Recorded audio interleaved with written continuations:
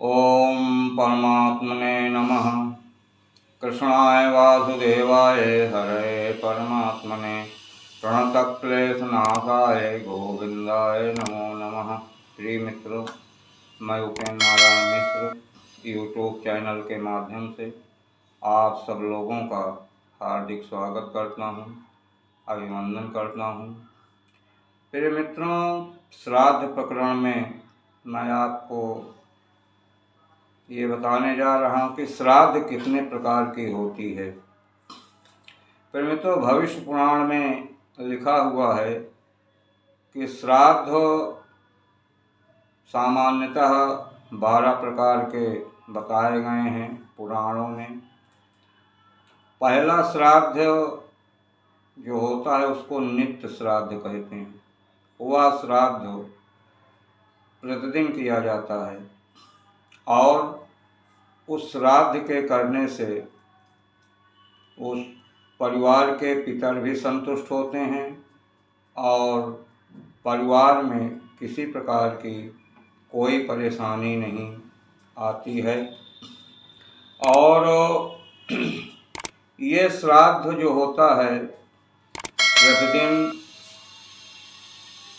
जल से किया जाता है। तर्पण जिसको कहते हैं वो उसको प्रतिदिन करना चाहिए, उसको नित्य श्राद्ध कहते हैं। दूसरा नैमित्तिक श्राद्ध जिसको कहा गया है। नैमित्तिक श्राद्ध जो होता है किसी विशेष निमित्त के लेकर के जो श्राद्ध किया जाता है उसको नैमित्तिक श्राद्ध कहते हैं।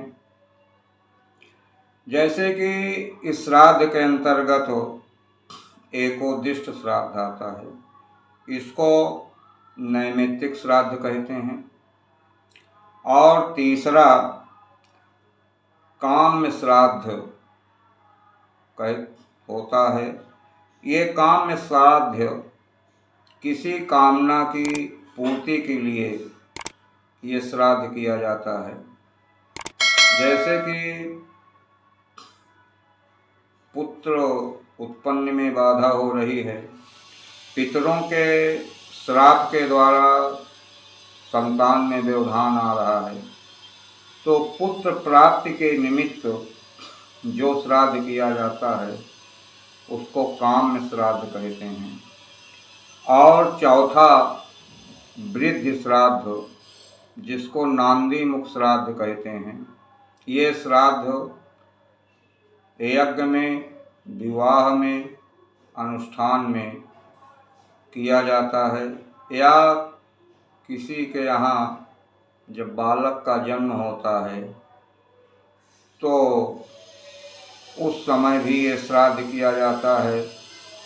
तो प्राचीन परंपरा में जब बच्चे का जन्म घर में होता था तो नाल काटने से पहले गांव के लोग अपने आचार्य ब्राह्मण को बुला करके पहले ये नांदी मुख श्राद्ध करते थे, उसके बाद फिर बच्चे का नाल काट दिया जाता था, क्योंकि नाल काटने के बाद सूजक लग जाता है। तो ये इसको वृद्धि श्राद्ध कहते हैं या नांदी मुख श्राद्ध कहते हैं। और पांचवा पार्वण श्राद्ध बताया गया है। पार्वण श्राद्ध ये पितृपक्ष में किया जाता है। अपने पितरों के उस तिथि पर जो पर्व पर जो श्राद्ध किया जाता है उसको पार्वण श्राद्ध कहते हैं। और छठवां सपिंडन श्राद्ध, प्रेत क्रिया का जो कार्य होता है, उत्तम खोरसी के बाद उस प्रेत का जो पिंड होता है वह उसके पितरों में मिला दिया जाता है। अगर पुरुष का है तो उसके पिता पितामह प्रपितामह में मिला दिया जाता है। अगर स्त्री वर्ग का है तो स्त्री वर्ग का स्त्री वर्ग में ही सपिंडन होता है।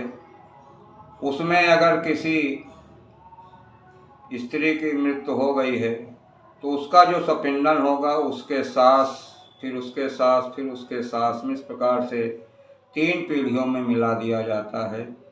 इसको पिंड मेलन भी कहते हैं। तो ये सपिंडम श्राद्ध बताया गया है। और 7वां गोष्ठी श्राद्ध। ये श्राद्ध जो सामूहिक रूप से किया जाता है उसे गोष्ठी श्राद्ध कहते हैं। और 8वां शुद्ध्यर्थ श्राद्ध। ये श्राद्ध में शुद्ध के निमित्त श्राद्ध किया जाता है। तो शुद्धता को दूर करने के लिए, शुद्ध होने के लिए, अशुद्धता को दूर करने के लिए श्राद्ध किया जाता है। इसको शुद्ध्यर्थ श्राद्ध कहते हैं। और 9वां कर्मांग श्राद्ध कहते हैं। ये श्राद्ध किसी प्रधान अंग के रूप में ये श्राद्ध किया जाता है,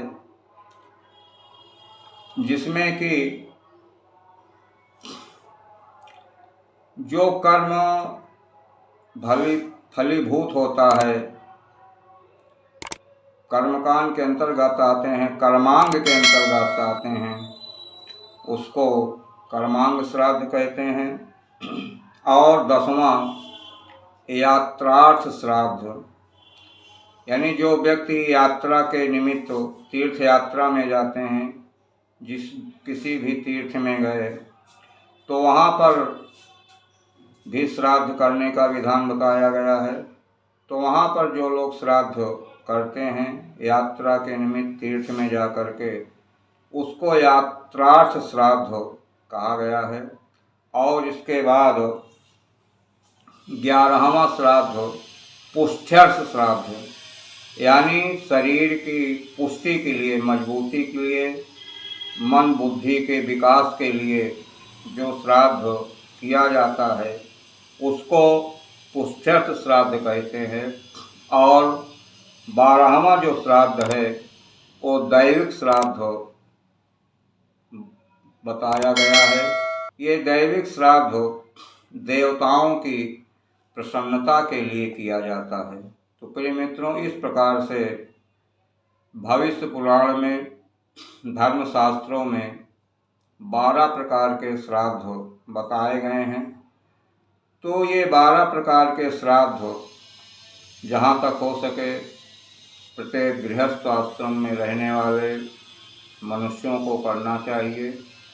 तो इस प्रकार से इन श्राद्धों को करने से पितर संतुष्ट होते हैं और वह पितर अपने वंशजों में आशीर्वाद देते हैं, वंश की वृद्धि करते हैं, परिवार में सुख शांति आती है और पुत्र पौत्र की वृद्धि, किसी प्रकार की कोई विघ्न बाधाएं नहीं आती हैं। तो प्रिय मित्रों, यदि ये बातें आपको मेरी अच्छी लग रही हों तो मेरे इस चैनल को एक बार ज़रूर सब्सक्राइब करें। प्रिय मित्रों, मैं ये यूट्यूब चैनल में सिर्फ लोगों को जानकारी देने के लिए कि जो लोग श्राद्ध के विषय में नहीं जानते हैं उनको कम से कम ये जानकारी हो जाए और लोग ज़्यादा से ज़्यादा इसका लाभ उठा सकें। तो मेरी भावना यही है कि लोग जिस श्राद्ध के विषय में अनभिज्ञ हैं, जानकार नहीं हैं, वो इसका लाभ उठावें और शेयर करें, अपने इष्ट मित्रों में भी बतावें, जिससे कि लोग अधिक से अधिक इसका लाभ प्राप्त कर सकें। फिर मित्रों, फिर अगली कड़ी में इसी श्राद्ध प्रकरण पर फिर आपसे बात करेंगे। तब तक के लिए धन्यवाद।